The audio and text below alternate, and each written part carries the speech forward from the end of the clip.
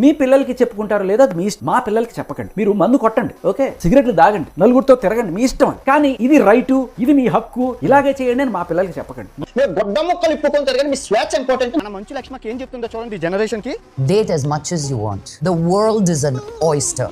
Don't bloody get stuck to your life saying eat it for the rest of my life. నువ్వు 4 రకాల బిర్యానీ తింటే కదా నీకు ఏ బిర్యానీ నచ్చిందో తెలియ నీకు. నేను ఇది ఒకటే తింటా, నేను ఇంకోటి తిన్నానంటే చావు అక్కడే. మీరు అబ్బాయిలు 4 రకాల ఆకుల్ని నాకాలంట. మీకు ఏ ఆకు నచ్చితే ఆకుతో ఉండండి అని చెప్తుంది అబ్బాయిలకి. మరి అమ్మాయిలకు అంటే 4 అట్టుపళ్ళు, 4 రకాల అట్టుపళ్ళు సేకాలట. మీకు ఏ పండు నచ్చితే ఆ పండుతో మీరు పెళ్లి చేసుకోండి అని చెప్తుంది. మీ అందరికీ తెలుసు కదా అక్కకి ఎన్ని మంది మొగుళ్ళు. ఏం చెప్తున్నారు సార్ చట్టంలో?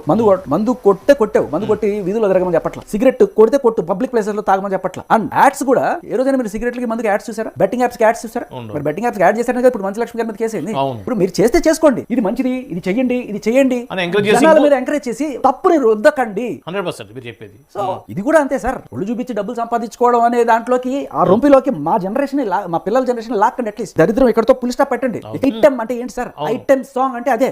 ఐటమ్ సాంగ్ పాటలు పాడతారు, మళ్ళీ ఆడవాళ్ళని ఐటమ్లుగా చూడడం తప్పని వీళ్ళు చెప్తారు. ఎవరిని చెప్పాల్సింది? ఒకవేళ ఇలాంటి నీతులు చెప్పే అర్హత వీళ్ళకు ఉందా? లేదు.